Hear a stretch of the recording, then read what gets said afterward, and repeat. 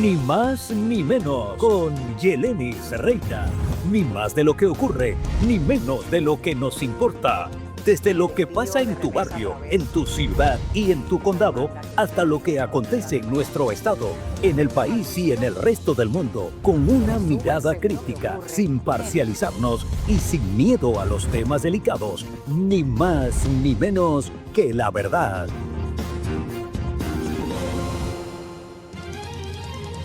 Hola, ¿qué tal? Bienvenidos a Ni Más Ni Menos con Yelenis Reina. Ni más de lo que ocurre, ni menos de lo que nos importa. Mientras el pueblo de Cuba está a oscuras y sumido en una profunda crisis económica de todo tipo, el designado dictador cubano y su esposa se van de viaje para cerrar el verano 2025 y no a Varadero, no. Rentaron un avión y no es de Cubana de Aviación, es privado. Caben unos 299 pasajeros y cuesta unos $11,000 la hora. Es rentado. ¿A dónde fueron esta vez? ¿Cuál es la aerolínea que rentan para todos estos viajes que el régimen llama encuentros de cooperación bilateral y acuerdos que al final no se sabe si se concretan o no? Porque la única cooperación explícita que recibe el régimen, todos lo sabemos, son las remesas en dólares que reciben los cubanos de la isla de manos de sus familiares en el extranjero. Voy a conversar con el abogado y analista político cubano Sergio Comas sobre este encuentro entre gobiernos autoritarios y de otros viajes también del primer secretario del Partido de Cuba, que no viaja solo, ¿no? Se lleva a su esposa y a su comitiva completa. Además, mientras ese matrimonio dictatorial se da una escapadita de los apagones, aquí en Miami celebrábamos el legado de uno de los pocos cubanos que ha dedicado más de 60 años a crear una larga crónica de la historia y la identidad cubana. Les hablo del doctor Jaime Zuchlicky, escritor, historiador e intelectual cubano y fundador del Instituto de Estudios Cubanos, que desde ahora, en lo adelante, llevará su nombre. En el templo judío Menorá de Miami Beach, junto a su esposa, demás familiares y distinguidas personalidades de la esfera política, cultural y académicas, recibió varios premios. Uno de ellos de manos del alcalde de la ciudad de Miami Beach. En su honor se presentó un fragmento del documental El legado de Zuchlicky, del realizador de cine, cronista y actual director ejecutivo del Instituto de Estudios Cubanos, Luis Leonel León. El instituto otorgó allí el premio a la verdad al cubanoamericano de más alto rango en la historia de Estados Unidos, el secretario de Estado Marco Rubio, quien muy emocionado agradeció el trabajo realizado por el doctor Jaime Zuchlicky por todos estos años y por su premio, el CSI Truth Award. Las declaraciones del secretario de Estado Marco Rubio y la conversación que sostuve con el doctor Jaime Zuchlicky, quien además me dijo la verdadera razón, por cierto, de su salida de la Universidad de Miami, la verán aquí, en Ni Más Ni Menos con Yelenis Reina. Hablamos del tiempo y no voy a ser yo quien les tenga el pronóstico para esta temporada de huracanes, no. Para ello he invitado a un experto, un colega y amigo, con quien tuve el gusto de trabajar en el noticiero de nuestro antiguo canal en los últimos años. Tiene un máster en ciencias meteorológicas y más de 30 años de experiencia. Si quiere informarse o conocerlo, acompáñeme hasta el final. Ya comienza Ni Más Ni Menos con Yelenis Reina. Ni más de lo que ocurre, ni menos de lo que nos importa. Comparte el video, suscríbete y así no te pierdes un nuevo programa. ¿Quieres enviarnos algún mensaje o denuncia? Escríbenos a nuestro número de WhatsApp o a nuestro correo electrónico ni más ni menos con yelenisreina@gmail.com. Ahí lo ven en pantalla. No se vayan.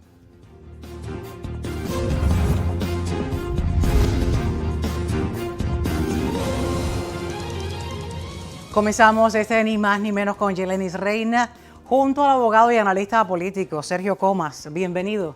Gracias por la invitación. Es un tema que solo puedo conversarlo y analizarlo contigo, porque conoces a fondo todo lo que está pasando con las relaciones entre Cuba y estos países autoritarios que ahora se han dado cita en una especie, le llaman gira, pero suena a final de vacaciones de verano, porque se ha ido no solamente el designado Díaz-Canel, cubano puesto a dedo con toda su comitiva, sino que se llevó a su esposa. Vamos a estar hablando de todo eso, pero primero, bienvenido y cuéntame qué está pasando en esta gira de Vietnam, China y Laos. No, realmente la esencia del viaje termina en China por la importancia que va a tener reunirse con Xi Jinping, pero tiene necesariamente que empezar por Vietnam. Ya fue una avanzada antes que fuera Díaz-Canel, porque Cuba tiene una situación financiera muy difícil y en enero estableció Raúl Castro un corralito financiero. Para los que no sepan qué es un corralito financiero, es la retención de toda de tu capital ganado por inversiones hechas en Cuba. Y aunque tú tengas gran solidaridad con Cuba, como lo tiene Vietnam, que es por donde empieza el viaje, los vietnamitas fueron afectados. La firma vietnamita que elabora en el Mariel productos farmacéuticos pidió que se le permitiera transferir $300,000 a su sede en Hanoi, porque tiene situaciones de liquidez, y eso le fue negado. Y ellos le dijeron, no hay liquidez, y esto está afectando esa producción. Bueno, tomó un nivel muy alto porque un funcionario de alto nivel vietnamita le tuvo que escribirle al viceprimer ministro del MINRE y pedirle por favor que solucionaran los problemas burocráticos que tienen para que funcione la relación que tienen en Cuba, que hasta el momento está estancada. Estamos hablando de Vietnam. ¿Por qué se quieren reunir en Vietnam?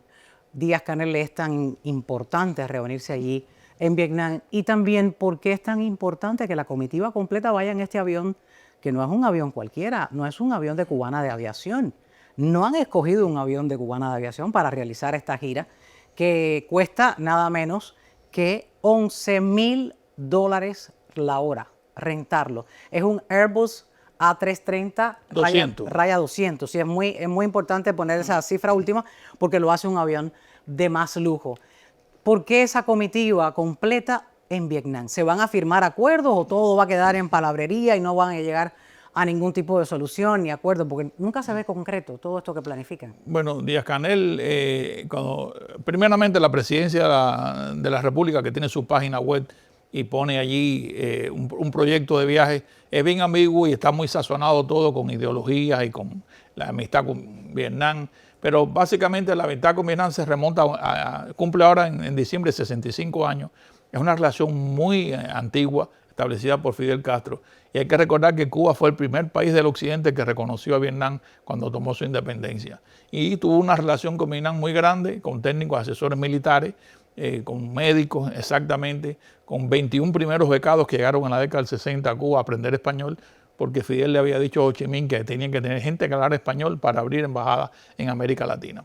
Pero este viaje, la estrella, lo más esencial de este viaje es la inauguración de Genpharma, que es una producción farmacéutica. Un laboratorio que fabrica medicamentos. Prácticamente es una fábrica de alta tecnología, cuya toda estructura la ha puesto China, que es quien tiene el dinero grande, pero el objetivo es establecer allí como un pontón de fabricación para el sudeste asiático de medicina que abarque una gama muy grande de productos en los que Cuba tiene experiencia. Por ejemplo, Cuba tiene el PPG, la aspirina 81, tiene medicina para la diabetes, para las heridas en los pies, está trabajando con Vietnam y China en una vacuna contra el cáncer. O sea, científicos cubanos hay, lo que no hay es material ni dinero. Y Cuba, tú sabes que nunca pone dinero en una inversión. En lo absoluto. Y a eso van a garantizar, a inaugurar aquello y a bajar el nivel de conflicto con Vietnam, a quien le deben mucho dinero. A quien le tienen retenido, le tienen el corralito financiero dentro de Cuba y que ya se está dando cuenta que lo que ya sabe Rusia y gran parte del mundo, que Cuba es muy mala paga. Vamos a ver, tenemos declaraciones del designado dictador cubano Díaz-Canel. Es la empresa mixta más rápida que hemos logrado crear, y eso dice con la entrega, con la pasión, con el compromiso con que ambas instituciones se centraron para lograr este éxito. Y ahora lo que estamos soñando es con toda la perspectiva que vamos a tener en el futuro, con la unidad de capacidades investigativas, innovadoras y productivas de esta institución, y todo lo que vamos a lograr en el futuro como parte de los aportes de Genpharma para el bienestar tanto del pueblo vietnamita como del pueblo cubano. Estamos seguros de que podemos lograr grandes éxitos con Genpharma. Aspiramos a que Genpharma se convierta en un hito dentro del desarrollo de la industria biotecnológica y farmacéutica como expresión de las relaciones de cooperación entre dos países hermanos, entre dos países que defienden la construcción socialista. Es Si tú oyes a Díaz-Canel, parece que está solucionado ya el problema del medicamento en Cuba. Esto me recuerda a Gil, que ahora está preso, ex ministro de Economía, que decía que la dolarización iba a permitir llenar todas las tiendas cubanas en pesos de productos para el pueblo. Esto es exactamente igual, porque la inversión es gigantesca. Si eso funciona, vas a ver mucha medicina en Vietnam, en China, en Eurasia, pero en Cuba no la vas a ver. En Vietnam, como está pasando con el petróleo, la cantidad de petróleo que le está llegando desde México y Cuba sigue apagada, la cantidad de dinero, que vamos a hablar de esa cifra un poco más adelante, que se ha invertido, que se está gastando, porque esto es una gira, me dices, esto no es una invitación. Hablábamos antes de que comenzara el programa y me decías que esto lo tiene que financiar el gobierno de Cuba, el Estado cubano. Sí, porque ha habido conferencias de prensa en que el MIRRE ha dicho que los homólogos de Díaz-Canel lo han invitado a esta gira. Sí, que te invite es una formalidad del protocolo, pero no te están pagando todo. Por ejemplo, ese avión, si tú ves el viaje completo de ida y vuelta, va a tener más de 40 horas volando, que eso son 440.000. A $11.000 casi por medio hora. millón, casi medio millón, sin contar quién va a pagar esos hoteles, esas dietas diarias, esas escoltas que van más de 20 personas allí. Los hoteles, todo el movimiento. El anfitrión te puede dar algo, claro, pero yo creo que Gaesa está dando el dinero y el erario del presupuesto cubano, que siempre sufre, también está pagando esto. Ellos viajan, ellos gastan, y la austeridad que imponen dentro del régimen, ¿dónde la muestran? Porque hay que tener la cara demasiado dura para pedirle al pueblo paciencia en medio de las crisis de los apagones, en medio de la crisis que no hay alimentos en oferta, y luego que le digan, no, tenemos que tener paciencia, vivimos tiempos austeros y estamos bloqueados, pero estamos gastando alrededor de qué cantidad de dinero en dólares. Sergio Comas, cuéntame, este viaje puede estar ahora mismo Este viaje consumiendo. puede costar más de $500,000, sin contar solamente la renta del combustible y esa tasa de $11.000 por hora que cuesta ese avión en renta. Por cierto, es una línea aérea que tiene un trasfondo político tremendo. Dentro de España. Una línea aérea charter que estaba agotada en bancarrota, y el señor Pedro Sánchez, presidente de España, le insufló unos casi 54 millones de euros, con lo cual compraron 3 aviones A330-200, basado en discusión que hubo en el Parlamento, en que estos aviones son estratégicos para viajes largos, para ir a Venezuela, para ir a Dominicana, donde hay un escándalo de lavado de dinero de Sánchez, y su esposa también, y para andar en el Caribe. O sea, para hacer política prácticamente. Sí, son aviones de la aerolínea Plus Ultra. Ahí lo ven en pantalla, en el fondo, donde esta comitiva pues transita por una alfombra roja como si se tratase de personalidades de Hollywood. Esta señora no es la primera dama de Cuba, así lo ha dicho el propio Díaz-Canel, y opera como una primera dama en el extranjero. Efectivamente, lo contradictorio de todo esto es que esta señora no ha sido visto nunca en un recorrido por el interior del país cuando ocurre un ciclón, cuando hay una inundación, cuando falta agua, cuando hay un derrumbe, que Díaz-Canel va a dar la cara allí como comisario político. Ella ni siquiera hace eso. Y eso llama mucho la atención no solamente en Cuba, sino en el mundo entero. Una persona que dice no ser la primera dama y que expresa, va en todos los grandes viajes importantes de turistas, va a las tiendas importantes, usa carteras caras y relojes, y es una cosa que no es algo de comedia ni de chisme. Se trata de algo vergonzoso, porque realmente ella no representa lo que están sufriendo las madres cubanas. En lo absoluto. Vamos a hacer una pequeña pausa, Sergio. Cuando regrese, quiero que hablemos un poco de lo que va a pasar allí en China, donde se han reunido un grupo de gobiernos autoritarios. ¿Y qué van a hacer? ¿Qué es lo que se planea ocurra allí en las próximas horas? Ya vuelvo.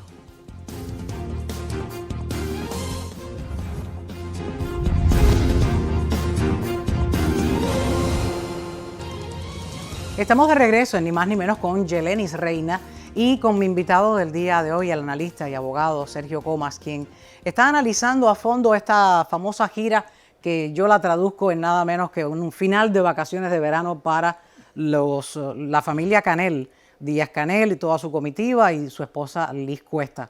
¿Qué va a pasar dentro de China, allí que se está queriendo realizar con este grupo de regímenes autoritarios reunidos allí?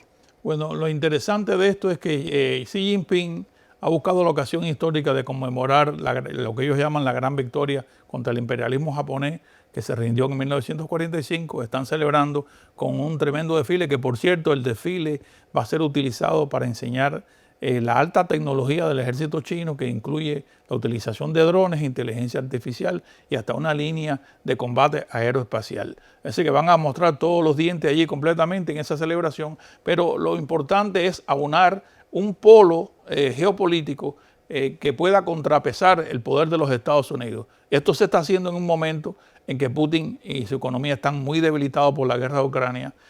Muchos suministros se los ha dado China. China también le ha comprado petróleo barato a Putin. Y de paso ha utilizado su relación con Kim Jong-un, con Corea del Norte, para que Kim Jong-un pueda soportar esta guerra y hacer un polo. Fíjate que ahí concurren más de 20 países, pero hay potencias nucleares como Rusia. Ahí estamos viendo imágenes. Corea.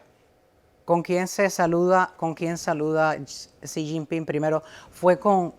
Este es Erdogan. Erdogan es de Turquía. Este Anteriormente era el de la India. Sí, Modi. Y esto es cardinal hablar de la India, porque recientemente en la discusión que ha tenido Donald Trump con Modi, el primer ministro indio, a razón de unos aranceles que le quería imponer por comprar petróleo ruso, Modi se disgustó muchísimo con Trump, incluso ha hecho declaraciones muy fuertes diciendo que Trump se está acreditando la paz entre la India y Pakistán para proponerse un premio Nobel, lo cual él dice que no es cierto. Es decir, la presencia de Modi, que hacía 8 años no iba a China, es muy importante, y Xi Jinping lo ha escogido con los brazos abiertos y le ha dicho que deben ser aliados y no enemigos. Fíjate que se nota mucho en esa relación que hay allí, la alegría que tiene Putin, la forma en que Putin se ha dirigido a Modi. Nunca había visto a Vladimir Putin tan sonriente. Sí, se cuenta que Putin se atrevió hasta a hacer chistes, que Xi Jinping tuvo que mandar al traductor para enterarse de cuál era la alegría. Y debo decir que la visita de Putin está marcada prácticamente por un primer despacho privado con Xi Jinping, en donde le ha contado qué conversaciones tuvo con Trump en Alaska. Y esto me hace pensar a mí que Putin aceptó esa visita prácticamente para ver las exposiciones de Trump, que está totalmente frustrado. Y precisamente después de esa reunión, los ataques a Ucrania han sido salvajes, han sido más fuertes y más sistemáticos. Es algo que ha fortalecido el poder militar, sobre todo, de Putin sobre Ucrania. La otra historia que hay dentro de esta reunión, que Dios los hace y el enemigo de Dios los junta, como estamos viendo. Más de 20 países. ¿Qué puede pasar ahora, una vez que Modi se ha presentado en esta gira? Y iba a presentarse, me decías, en una especie de reunión con Estados Unidos, a la que ahora mismo no va a ocurrir. Sí, Donald Trump acaba de anunciar que el Quad, que significa 4, que es Japón, Australia, la India y Estados Unidos, tenían previsto una reunión para este otoño, que Trump acaba de decir que ya no va. Se debería a la presencia de Modi en este tipo de gira, se debe precisamente, de líderes autoritarios. A la reunión de Modi. La India siempre ha sido pragmática en política exterior, pero parece que Modi se ha molestado personalmente con Trump, no han tenido más contacto, y yo creo que Trump debió acercarse más a Modi, porque crear un nuevo enemigo o un aliado, hay que recordar que la India siempre ha estado al lado de Estados Unidos en temas militares, pero ahora se ha acercado por razones geopolíticas a Xi Jinping, y remarca el poderío que tiene China. China, en el discurso completo de Xi Jinping, está hablando de paz, de unir, de establecer lazos comerciales y financieros, y eso es lo que hace China. China ha comprado deuda de Nicaragua, que la tiene casi comprada, en toda Centroamérica, hace proyectos en África, pero manda técnicos chinos. Entonces, tiene una presencia que, sin usar las armas, salvo en el caso de Taiwán, a quien amenazan constantemente, ha tenido un efecto geopolítico más grande que el de Rusia. Y ese es el objetivo de Xi Jinping en esta reunión. Desde el 2021 se ha estado haciendo una especie de conferencia comercial en Shanghái, donde han ido muchas personas. Eso no ha cuadrado todavía. Eso es un proyecto que todavía no está tomando forma en esta reunión. Para allá va Díaz-Canel. ¿Qué busca Díaz-Canel allí? Porque siempre está buscando algo, no solamente firmar un convenio de acuerdo, está buscando algo más. Porque todo lo que pueden aprender de sus aliados, que sencillamente sí, tienen regímenes autoritarios, pero se desarrollan económicamente, se plantean proyectos que promueven el desarrollo de la economía de cada uno de esos países. En el caso de China, tiene todo su pueblo tiene atención médica, tiene poder de acceso a los alimentos, a las medicinas. ¿Por qué no aprenden el gobierno de Cuba, por qué no aprende de estos gobiernos aliados autoritarios esa fórmula? ¿Por qué no? ¿Qué quiere Díaz-Canel de China? Explícame. Bueno, Díaz-Canel, como tú dices, la presencia de Díaz-Canel ahí no es solamente para tomar fotos y aparecer en el gran concierto de estas naciones que se quieren elegir en un polo fuerte contra los Estados Unidos. Díaz-Canel tiene una agenda de peticiones que, aunque no son públicas, son ya harto conocidas. Por ejemplo, Putin, que ya conoce bien que no pagan, ha ralentizado la relación con Cuba en un 10% desde que empezó el corralito financiero. Ahí está el Central Uruguay esperando que los rusos los fueran a arreglar y nada. Fueron los chinos quienes mandaron un contenedor de piezas y repuestos para que echaran a andar el Central. Y la otra cosa es que él va a pedirle en conversaciones separadas, que la tiene que haber por protocolo, cosas muy puntuales. Fíjate que Putin ha recibido el regalo de la presencia de más de 7.000 combatientes cubanos que de manera informal están allí en Ucrania porque el gobierno no lo reconoce. Sin embargo, algunos diarios que han hecho investigaciones dicen que hay más de 20.000 cubanos alistados que no han sido mandados al frente y que están en posiciones de abastecimiento. Con Putin tiene el problema energético de que el país está paralizado. Los rusos tienen maneras de rejuvenecer esas centrales, las plantas eléctricas con tecnología y con mucho petróleo, que eso se lo tiene que pedir a Putin. Por otra parte, le pedirá que siga rebajando las deudas. Putin le ha perdonado muchas deudas a Cuba. En el pasado le perdonó, en el año 2018, una deuda. Como 16.000 millones le dijo, okay, pero Cuba no me lo pagues. Pero ahora quiere endeudarse nuevamente. No, Cuba tiene una deuda de más de 40.000 millones, incluyendo la deuda del Club de París. Y con China va a ser muy importante. Yo recuerdo cuando era niño, en la década del 60, que los chinos mandaban mucho arroz y propaganda dentro de los sacos de arroz del Partido Comunista Chino, pero China ayudó a Cuba mucho al principio, hasta que Cuba se alineó completamente con Rusia, con la URSS del momento. Con China hay un expediente largo que hacer porque esta Genpharma, este emporio que es un centro industrial de producción de biotecnología, que China ha puesto toda la infraestructura. Cuba tiene mucho que pedirle a China ahora. Sobre todo va a pedirle en el orden político que China lo defienda en la arena internacional, por la presencia que ha tenido China en los foros de la ONU y la potencia en que se ha establecido. Ahora, ¿cuánto de todo eso se podrá lograr? Porque lo que son donaciones al régimen de La Habana le fascina. Y lo único que ellos han podido y saben hacer es instruir al pueblo, aquel que tenga familiar fuera de Cuba, que te lo manden. Los doctores mismos le dan los nombres de las medicinas al paciente. Le dicen, si tienes algún familiar en Estados Unidos o en otra parte del mundo, este es el nombre, mira, te lo pueden mandar. Es instruir al pueblo a que pidan y que pidan ayuda a los familiares. Viven de las donaciones y del pedir. Si van a pedirle a China, ¿tú crees que China les vaya a dar teniendo, por ejemplo, lo que le ha pasado a Rusia?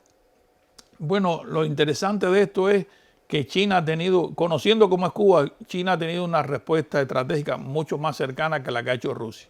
A Rusia, como dice el cubano, no lo muerden más y tiene retenidas las inversiones, incluida el restablecimiento de la línea de ferrocarriles de Cuba. Pero China ha mandado muchas piezas de repuesto, están estableciendo centros fotovoltaicos en algunos lugares. ¿Todo esto de manera gratuita o hay algún costo? No, ¿Tiene algún precio? China le ha dado de manera gratuita unidades fotovoltaicas para que mejoren la industria, pero básicamente lo que más nos debe preocupar es que China no da por gusto. Ya tú sabes que se ha hablado de que hay un centro de espionaje de alta tecnología en las afueras de La Habana y los chinos están muy interesados en estar cerca de Estados Unidos por su posición de cercanía aquí a Estados Unidos. Eso es muy importante. Ahora, el costo de este viaje, ya lo mencionabas, $500,000 y nos quedamos solos con el horario de renta, no gastos de hotel, ni habituallamiento, ni alimentación. ¿De dónde sale ese dinero? Bueno, ese dinero tiene que salir básicamente del presupuesto del Estado cubano y yo me imagino que bolsillo hondo de DAESA esté financiando esto, porque en ese viaje está el general López Miera, que es el ministro de la FARC. Eso es muy interesante que esté, porque tanto Vietnam, donde hay ahora un secretario del partido que proviene de la seguridad del Estado, tiene todas las herramientas de represión. Fíjate que son países donde no se admite la disidencia, donde no hay elecciones, donde hay un partido único y donde la represión incluye uso de tecnología como reconocimiento facial, cámaras en áreas urbanas. Esas son las cosas que la FARC y que ese general van a pedir, colaboración para la represión. Muchísimas gracias, Sergio Comas, por analizar este punto de esta llamada gira, vacación turística de final de verano. El costo ya lo analizamos, la parte aérea, lo que se pueda gastar, pero vamos a ver el costo extra de la llamada primera dama, de cuándo puede ella, cuando quiere viajar solo al extranjero, cuánto gasta, los relojes, las carteras que lleva y todos los trajes que se pone, porque no me parece que se fabriquen en una tienda dentro de Cuba llamada Sears, que es el antiguo almacén americano que quedaba dentro de Cuba. No creo que lo haya comprado allí, ni tampoco en ningún mercado local. Ya regreso con eso. No se vayan. Gracias, Sergio.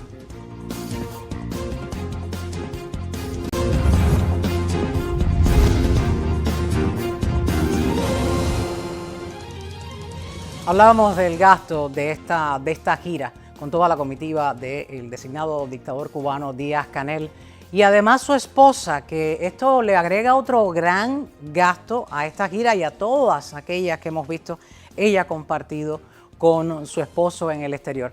Ella está siempre dispuesta a visitar el extranjero, pero nunca la hemos visto, como bien decía Sergio Comas, en ninguna zona de desastre dentro de Cuba, en ningún momento donde ha ocurrido un huracán, ni donde hay algún tipo de falta como de agua, de corriente. Ahí la ven. Vamos a hablar de lo que muchos medios que sí prestan atención a estas cosas, y esto contrasta con la realidad de Cuba. Esta señora se ve bajar de ese avión con unos lentes de sol que son unos lentes Gucci. Los llevó a Honduras el 8 de abril del año pasado, ahí los tienen, y valen unos 300 euros si no se le ponen lo que es la refracción para una visión regulada. No se sabe quién es el diseñador de esta señora, de Liz Cuesta, ni se ha identificado públicamente a un diseñador, pero alguien tiene que estar detrás, porque no solamente las gafas Gucci, no, los relojes caros. Me han comentado, este modelo de gafas italianas Gucci es el Square acetate y de metal. Pueden costar hasta 800 euros con aumento, si son cristales polarizados con aumento. En eventos anteriores ha sido vista con relojes de lujo como Cartier, valorados en $5,000 y en $12,000. Uno de los relojes que recientemente ella se le vio llevar fue un reloj Aigner, que vale baratico, 549 euros, pero no es la primera vez. ¿A dónde más ha ido ella este año nada más en giras? Nueva York, Roma, Estambul, México, Argentina y Rusia, entre otros destinos. Y no han usado ningún avión de la aerolínea cubana en lo absoluto. Han usado el Plus Ultra, que cuesta $11,000 la hora. Así las cosas de estas personas, quienes están pidiendo austeridad a un pueblo cubano que no está muriendo de hambre, literalmente. El cubano no tiene tiempo para pensar de que me voy a manifestar mañana y no voy a seguir más con este régimen. El cubano no tiene tiempo para eso porque se la pasa y ellos lo hacen así. Cuando tú a un gobierno lo matas de hambre, pues lo ocupas en ver cómo él lleva alimento a la mesa, cómo él puede sobrevivir y ayudar a que sobrevivan sus descendientes, los niños, los más pequeños, los ancianos. Por eso es que los cubanos no tienen tiempo de que estas personas escuchen de la voz de ellos el reclamo de que tienen que invertir. Todo ese dinero de ese viaje, que se ha dicho, no es invitación pagada, tienen que financiarlo directamente el propio Estado cubano. ¿Por dónde entra la primera brecha económica al gobierno, al Estado cubano? De los médicos que exporta. Ahí llega una gran cantidad de millones de dólares, sin contar el dinero de Gaesa, que es parte de los ingresos del turismo. Pero bueno, cambiemos de tema. Mientras este matrimonio dictatorial se paseaba y se le daba una escapadita a los apagones y a la realidad de Cuba, pues aquí en Miami se estaba homenajeando la carrera del escritor, politólogo e historiador cubano, el doctor Jaime Zuchliqui. Ni más ni menos fue invitado al evento este fin de semana aquí en la ciudad de Miami Beach, dentro del templo Menorá en esa ciudad. Y nos honró mucho poder compartir allí con ese legado que se va a quedar escrito para la posteridad para el doctor Jaime Zuchliqui. Allí se le premió, la ciudad de Miami le entregó la proclama del día de Jaime Zuchliqui para Miami Beach. También se le entregó de manos del condado otra proclama que decía que ese día iba a ser proclamado para toda la vida como el día de Jaime Zuchliqui en todo el condado Miami-Dade. Otras personalidades también le hicieron llegar premios al doctor, y uno de los que sí quiso mandar un video de agradecimiento, no solo por la invitación que le hicieron al evento, el cual no pudo estar, es nuestro secretario de Estado, Marco Rubio. Muchas gracias de todo corazón por este reconocimiento. Que Dios los bendiga a todos. El cubano americano de más alto rango en la historia de los Estados Unidos, y él agradeció la invitación, agradeció el trabajo que ha hecho el doctor Jaime Zuchliqui por todos estos años, más de 60 años dedicado a hacer esto, y además agradeció el premio que el Instituto de Estudios Cubanos le hizo llegar a Marco Rubio, el CSI Truth Award. Vamos a ver la entrevista, tuve el placer de conversar con él. Adelante. Un gran honor presenciar este evento, que es un honor hacia su legado, su obra, al doctor Jaime Zuchliqui. Gracias por aceptar la invitación de Ni Más Ni Menos con Yeleni Reina y hacernos partes de este gran momento para su carrera y para todo el legado que va a dejar para futuras generaciones. Muchísimas gracias por aceptar la invitación. Bueno, es más legado que lo que voy a hacer en el futuro, porque ya estoy canchanchando. Y además ese sentido del humor que lo caracteriza, pues no lo va a dejar que pase absolutamente nada sin que él se dé cuenta y lo haga hacer sentir con ese humor que él le caracteriza. Le quiero preguntar, doctor, ¿cómo se siente con este llamado homenaje? Bueno, es una satisfacción ver que alguien responde a un trabajo que yo hice hace varios años por mi interés histórico de Cuba, por tratar de dejar la realidad de lo que pasó en Cuba en libros y en escritos. Y estoy muy satisfecho de que haya habido esta respuesta. Si el Instituto de Estudios Cubanos, las generaciones actuales y las futuras no conocerían de primera mano cuál es la verdadera historia dentro de Cuba y desde fuera, porque desde fuera hay mucha distorsión de la verdad. Bueno, en parte por la labor del gobierno de Cuba, que está interesado en distorsionar la historia y demostrarle al pueblo o al mundo que la revolución estaba correcta, que estaba bien lo que estaba haciendo Fidel Castro. En realidad vemos ahora que lo que fue un desastre. Más de 60 años después y todavía sigue siendo aún pues peor. Le pregunto, usted es cubano, nació en La Habana Vieja, ¿soñó con esa mal llamada revolución en su momento? En su momento no solo soñé con ello, participé, porque no era simpatizante de Batista ni de dictadura en Cuba, y quería ver un cambio real en Cuba, y al principio del 59 pensé que ese era el cambio que venía, un cambio real, un cambio de ayuda al pueblo de Cuba, pero muy rápidamente me di cuenta que lo que quería Fidel Castro era el poder y más nada. Doctor, ¿cuándo es que sale de Cuba? Bueno, yo salgo de Cuba en el año 58, al final del proceso revolucionario, la guerrilla, la guerra civil que estaba ocurriendo, y fui a vivir en Nueva York. Me pasé unos meses en Nueva York y tan pronto se escapó la dictadura de Batista, volví a Cuba. ¿Regresas a Cuba creyendo que podía ser una realidad lo que prometían los Castro? No, yo estaba seguro que era una realidad, porque yo estuve metido en el 26 de julio y lo que estaban pensando hacer, lo pensaron a nivel de Raúl, Fidel y el Che, no a nivel del pueblo. Ellos todo lo han hecho sin contar con el pueblo desde entonces. Y es ahí que entonces empiezas a conspirar contra Castro. Correcto. Y al llegar aquí soñaste crear y construir este legado que has dejado. Cuando regresé aquí lo que quería es involucrarme en la lucha anticastrista, ir a Valle de Cochino, entrenarme, pero como vi que nada de eso se dio, volví a la universidad y decidí empezar a estudiar.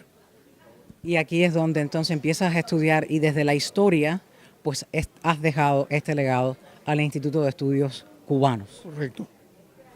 Un legado que quieres que se mantenga. Hoy mismo este Instituto de Estudios Cubanos toma tu nombre, Jaime Suslicki, para que nuevas generaciones sepan quién fue la persona que por más de 60 años ha estado manteniendo todas esas investigaciones, todas estas búsquedas de información para que se mantengan en ese instituto.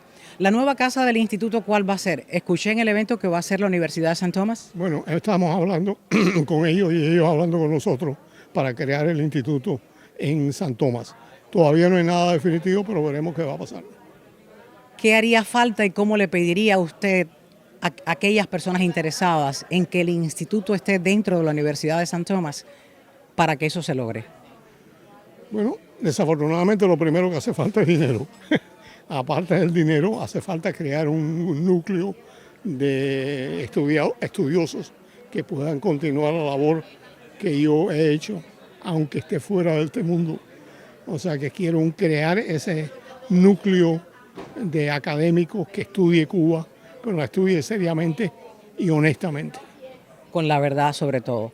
A modo de cierre, yo lo veo activo, el instituto continúa activo y en un momento, en el año 2017, este instituto se encontraba, usted dentro trabajando en la Universidad de Miami. Dijeron que se retiraba. Yo lo veo activo. ¿Qué fue lo que pasó realmente allí? Bueno, hubo una diferencia de percepción de lo que era Cuba, lo que debía ser Cuba, con el nuevo presidente de la universidad, que era un médico mexicano que había estado de presidente en el Colegio de México y había venido de presidente en la Universidad de Miami. Él no estaba de acuerdo con las ideas mías ni del grupo de nosotros. Nosotros no queríamos que Cuba se convirtiera en un apéndice de la Unión Soviética, ni que Cuba estuviera supeditada al régimen de Fidel Castro. Y por lo tanto, él me pidió que me fuera de la universidad. Y ahí fue en ese momento que renuncié y me quedé sin hacer nada por 2 años.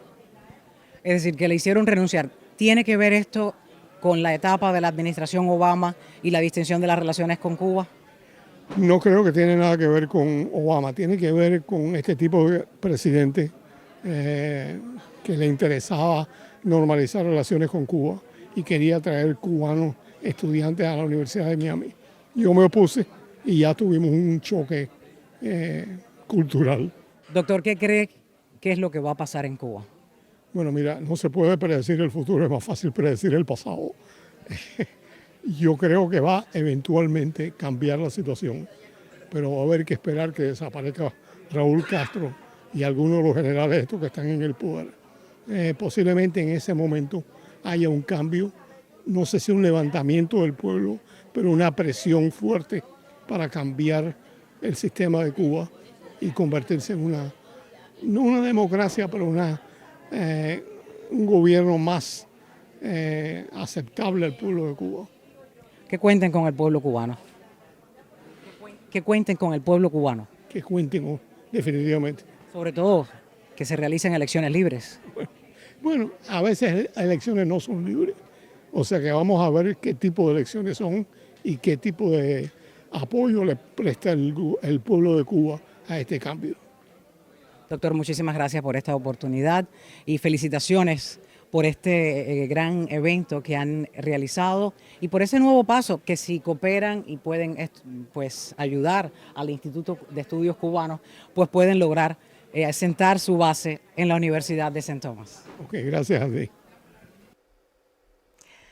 Una gran oportunidad y agradeciéndoles también la invitación al Instituto de Estudios Cubanos por esta oportunidad. Ya lo escucharon, si desean, aquellas personas interesadas en conservar la verdadera historia de Cuba, pues pueden ayudarles a que eso ocurra, pues con sus donaciones para que finalmente logren esas conversaciones con la Universidad de St. Thomas. Que esa Universidad de St. Thomas, allí conocí en ese evento, se llamaba Santo Tomás en Cuba. Es la primera universidad creada por cubanos aquí y que ellos tienen todo el interés en que el Instituto de Estudios Cubanos pues se quede dentro de esa universidad fundada por cubanos. Esa es otra historia que algún día me gustaría traer aquí a Ni Más Ni Menos con Yelenis Reina. Una pausa y hablamos del tiempo. No voy a ser yo. Un poquito más temprano estuve hablando con mi colega Alfredo Finalé, el meteorólogo Alfredo Finalé, y él les tiene esta información sobre esta etapa de huracanes que está todavía activa. No pueden dejarse así pasar sin información y sin estar pendiente a lo que ocurre en el trópico. Ya regreso. No se vayan con la entrevista.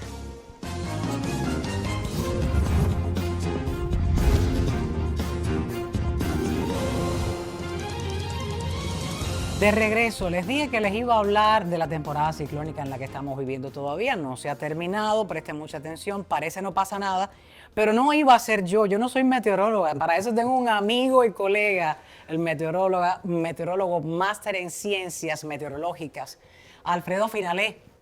Amigo y colega, trabajamos por muchos años en los últimos años. Placer de estar contigo, placer de saludarte, placer de complacerte y explicarte algunas cosas. Sí, porque venir para acá nada más que para hablarme de la temporada ciclónica, no. Vamos a hablar primero, vamos a hablar un poquito de tu carrera, de todo lo que has hecho aquí en Miami, y mucho antes también, y así las personas que están viéndonos a través del YouTube, ni más ni menos con Yelenis Reina, ni más de lo que está ocurriendo, ni más de lo que nos ocupa, pues vamos a hacer un breve resumen para que te conozcan.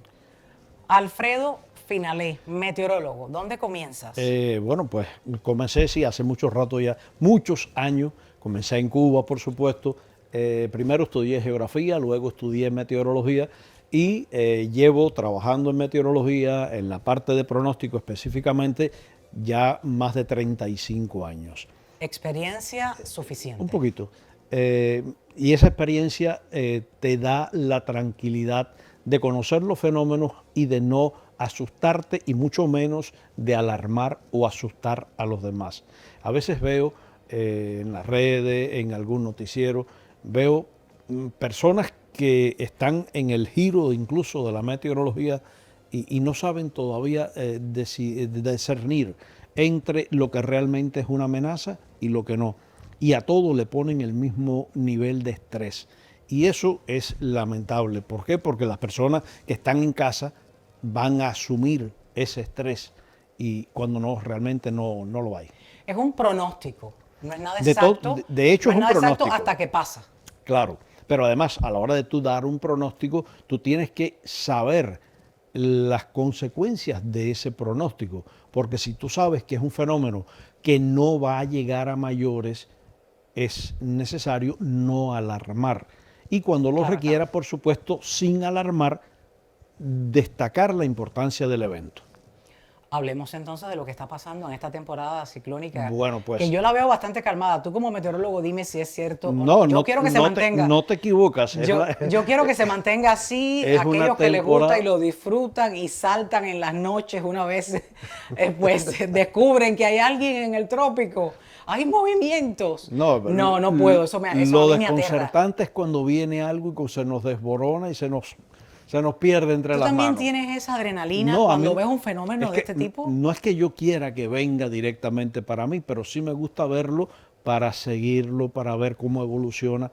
Y realmente esta temporada... Desde el punto de vista científico. Sí, claro. No de la exaltación. No, para nada. Y el factor sorpresa. Ahí tenemos esa gráfica. Esa gráfica es lo que tenemos en el día de hoy en el trópico. Pero si Marquito nos complace, podemos comenzar con la gráfica de pronóstico de la temporada, donde tenemos efectivamente. Ahí están la cantidad de ellas y de huracanes, de tormentas. Esa gráfica es sumamente importante porque esa gráfica, de hecho, se actualizó ahora a principios de este mes y esa gráfica te va a reflejar el pronóstico, lo que tú puedes esperar en esta temporada. La temporada oficialmente del 1 de junio al 30 de noviembre y como ves ahí dice que va desde 13 a 18 tormentas tropicales. De esas tormentas ya hemos visto la formación de 6 y de esas 6 solamente una, que fue Erin, llegó a huracán y llegó a huracán intenso. No llegó a afectar Florida, a no ser el sector más norte de Florida, la costa este, que hubo un poco de marejada, al igual que Georgia y las Carolinas. Pero realmente durante esta temporada no hemos tenido en nuestra zona nada de qué preocuparnos.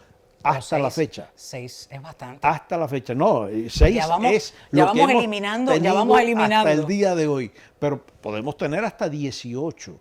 Sí. Y eso sería un comportamiento incluso por encima de lo normal. Lo normal para una temporada sería alrededor de 14.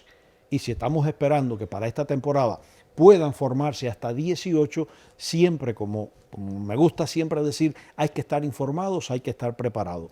Hoy, y lo veíamos inicialmente en la gráfica, el trópico está tranquilo desde el punto de vista de nuestra área.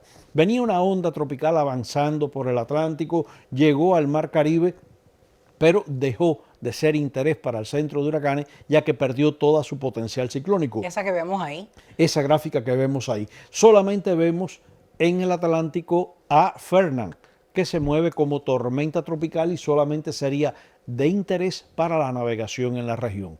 Como ves, no hay nada que se esté acercando a las costas de Estados Unidos, no tenemos nada de interés saliendo de África, te estoy hablando por supuesto del día de hoy, pero hay que estar siempre pendiente en estos próximos meses y sobre todo próximas semanas, porque venimos acercándonos al pico climatológico de la temporada, pico que se da alrededor del 10 de septiembre. Pico climatológico quiere decir que vienen saliendo de África una onda prácticamente tras otra y eso hace que debemos estar atentos, alerta. Y tú te preguntarás, bueno, ¿por qué tú recalcas tanto que debemos estar atentos, que debemos estar alerta cuando no tenemos nada?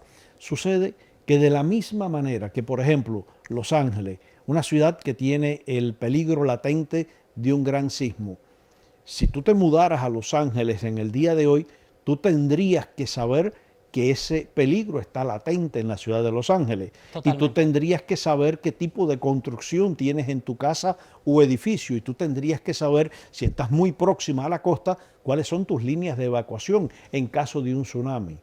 Entonces, de esa misma manera... Es la misma atención que hay que tener aquí en la Florida. De esa misma manera, para los que estamos aquí en Florida, tenemos que saber que acá no tenemos grandes sismos, pero sí tenemos el peligro latente de los huracanes. ¿Y cómo nos preparamos desde ahora para ese periodo? En primer lugar, sabiendo el tipo de construcción que tenemos, sabiendo la vulnerabilidad de nuestra casa o negocio, si está en una zona potencialmente inundable o no, el tipo de ventanas y puertas que tienes instalados en tu hogar, si tienes muchos árboles cercanos. Si no desempolvar los shoulders, si los tiene en paneles metálicos sueltos, no desempolvarlos el día antes que dicen pueda pasar por aquí. Lo que quiero decir es que tienes que valorar y saber todo lo que vas a necesitar y cómo estás realmente preparado para ese periodo del año en el cual son frecuentes las tormentas y los huracanes. Bueno, a propósito de que no ha pasado nada, yo sigo pidiéndole a Dios que se mantenga lo más calmado posible. No tengo todavía techo de aluminio. Entonces, voy a ser, como decir, así detallista con el pedido, Señor, que nada pase. Voy a mostrarle las lluvias, que no ha pasado ningún fenómeno, pero sí hemos tenido fuertes lluvias, Finalé, y me dices que no es la suficiente todavía. No la suficiente todavía. Ahí tienen las imágenes, es cortesía de Only Dade. Ya. Como sabía que íbamos a hablar de las lluvias también acá y las inundaciones que se vieron en algunas zonas del área metropolitana. Mira esta ¿sí? Pequeña avioneta. Efectivamente. Son unos vientos poderosísimos. Lo que te comentaba es el hecho de que como sabíamos que íbamos a hablar de las lluvias, me di a la tarea de buscar la información actualizada. Y por ejemplo en Miami, en lo que va de año tenemos un déficit de casi 7 pulgadas. En cuanto al acumulado histórico hasta esta fecha. Pero También eso es mucho calor, ha llovido muy eso es poco en para el calor Miami. que hace. Pero escucha eso, el área de Broward, Fort Lauderdale, tiene casi 16 pulgadas de déficit. El área de Palm Beach casi 14 pulgadas de déficit. Y Cayo Hueso es la única localidad que está un poquito por encima de lo normal en cuanto a acumulado, que tiene 1.24 pulgadas de lluvia por encima del acumulado histórico. Pero de ahí... No estamos tan mal frente a West Palm Beach, frente a Fort Lauderdale. Efectivamente, no estamos tan mal a pesar de que tenemos casi 7 pulgadas de menos. Es bastante. Que es bastante. Y por supuesto la ausencia de lluvias ha propiciado también que las temperaturas se hayan sentido muy elevadas. En los 3 dígitos, háblame hasta cuándo Bueno, esto se podría experimentar. De eso también te quería hablar, y es el hecho de que a la falta de lluvia, por supuesto, hemos visto ese aumento en las temperaturas en nuestra zona. A pesar de que lo normal para todas las localidades del sureste, incluyendo Cayo Hueso, fíjate, te estoy hablando principales localidades, Palm Beach, Fort Lauderdale y Miami, incluyendo Cayo Hueso, lo normal para esta fecha es alrededor de 90 grados. Y hemos tenido, sí, valores superiores. En este mes se ha llegado a 96 en el área de Palm Beach, se ha llegado a 95 en el área de Fort Lauderdale, Miami llegó a 97 y Cayo Hueso ha llegado a 94, pero no hemos llegado a los valores máximos absolutos. ¿Cuáles son? Porque ¿Cuáles te voy son? a decir la temperatura dentro de mi auto Bueno, justo esta tarde eso, cuando entré. eso es otra cosa, espérate. Eso es ir viendo. Lo absoluto para Miami es de 98 grados, un 15 de agosto del 2024. Para West Palm Beach, 99, 24 de agosto del 44. Para Fort Lauderdale, 100 grados Fahrenheit, un 4 de agosto del 44. Pero ¿qué pasa? Que la temperatura que tú sientes en el auto no es la temperatura ambiental. Es la sensación térmica. No, acuérdate que el carro... Herméticamente cerrado ahí mientras no funciona. No, eso actúa como un horno. Entonces, 114 sí, Fahrenheit. claro, por tenía supuesto, cuando pero yo esa no entré es la al temperatura auto esta tarde. ambiental, esa es la temperatura que coge tu auto en ese momento, porque tú lo arrancas y sales y ves cómo comienza a bajar. No, yo tengo que ese bajar los valor. cristales, dejar que ese Por vapor supuesto, salga. que ese vapor salga, claro, es lo lógico. Ahora, con estas temperaturas que se van a seguir repitiendo porque estamos en pleno verano, hay que tomar precaución. Y poca lluvia. Hay que evitar el desarrollo de actividades al aire libre entre el final de la mañana a horas de la tarde. Hay que hidratarse muy bien, procurar ropas claras, ligeras y holgadas. Y por supuesto, si siente algún golpe de calor, esa sensación de desfallecer o de cansancio extremo, bueno, pues llamar al 911 en el caso que lo requiera. Yo veo personas que todavía están caminando a las 11 de la mañana, a la 1 de la tarde. Yo digo, ¿cómo pueden? Si yo apenas puedo salir al patio. Y no es la persona que camina, es la persona que trabaja en el sol. También. Piensa las personas que están en el campo, los techeros, los jardineros, esas personas que por obligación están trabajando y esa es su función, bueno, pues tienen que procurar parar, entrar, refrescarse, tomar agua. Tienen que ponerse unas almohadillas, como cuando, por tienen ejemplo, que cuando vas a procurar. hacer deporte, se recomiendan poner unas almohadillas en agua de hielo en la nevera que llevas, entonces eso te lo pones en el cuello y ayuda de cierta manera a hidratarte. Esto es cuando yo jugaba tenis en esa temperatura, que ya no lo hago. Trato de jugar como que en la sombra. Ahorita busco una cancha con techo y aire acondicionado a ver si puedo jugar. A ver, Alfredo Finalet, ¿dónde te podemos seguir en las redes sociales para que aquellos televidentes que nos veían en nuestro en nuestro antiguo canal, que ya no se ve, programación en vivo no tiene, esos televidentes, seguidores nuestros, ¿dónde te pueden buscar en tus redes sociales? Bueno, pues en mis redes sociales, en Facebook sobre todo, publico con mucha frecuencia, mi nombre está bien clarito. Alfredo Finalet. Sí. Arroba Alfredo Finalet. Finalet con una sola L. Finalet con una sola E al final. Una sola L. Y un incipiente canal de YouTube, gracias a una colega que quiero mucho, Yeleni Reina. Gracias. Hago mi parte. Sí, yo sé, la otra tarea la estoy haciendo yo. Y es que estoy editándome mis propios videos. Mira qué bien. Sí, yo los edito. Lo único que cuando los termino de editar ya a veces tienen información vieja y no los subo. Pero bueno, poco a poco. Ahí Él lo vamos. va logrando. Bueno, pues nos sentamos como 2 o 3 días a armar tu página de YouTube. Y para mí fue un honor de que ¿Viste de el que primer video? Que quisieras- ese sí, logré subirlo, Sí. lo edité yo y lo subí yo. Qué bueno. Qué Pero bueno, ahí vamos. Bueno, nada, el alumno supera al maestro. Nah, no digas eso. Un buen día de esto me vas a llamar y me vas a decir, a ver, quiero editarte un video porque te están quedando un poquito raros los de las redes, por supuesto. Los de YouTube ya tengo un profesional a cargo. No, yo sí no tengo a nadie. No es algo que yo pueda hacer. Lo puedo hacer, pero necesito dedicarme a esto, que es lo que quiero hacer, me gusta y quiero complacerlos a ustedes. Muchísimas gracias, Alfredo. No, las Ferrer. gracias te las doy yo. Realmente es un placer siempre estar contigo. Y nada, esperemos que la temporada ciclónica, aunque yo no tenga mucho trabajo, siga así de lenta. Ya lo escucharon, Alfredo Finalé está disponible, cualquier cadena, cualquier estación de radio que necesite un meteorólogo, máster en ciencias meteorológicas, lo puede contratar. Nos escribe aquí a Ni Más Ni Menos con Yeleni Reina y por supuesto les haré llegar su información. O ustedes pueden escribirle directamente a sus redes sociales, a @Alfredo Finalé con una sola L. Gracias una vez más. Gracias a ti. A ustedes no se vayan.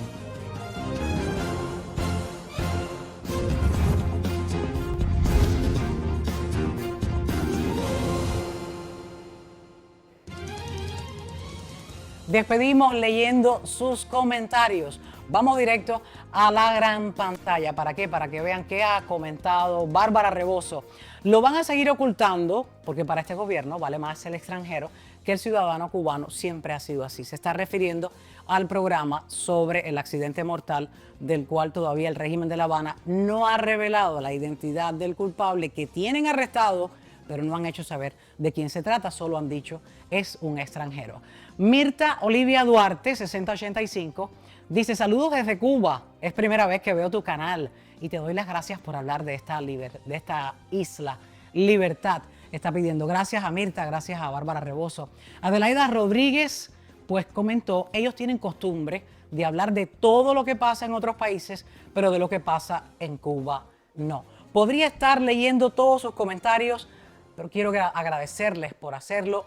No hay mucho tiempo para más. Les doy las gracias por ver el programa, por compartirlo desde cualquier parte del mundo y porque nos escriben y comentan. Tienen ahora también otras 2 vías para hacerlo. El número de WhatsApp que ven en pantalla y el correo electrónico de Ni Más Ni Menos con Yelenis Reina. Ni más de lo que ocurre, ni menos de lo que nos importa. Les espero en un próximo encuentro. Hasta la próxima.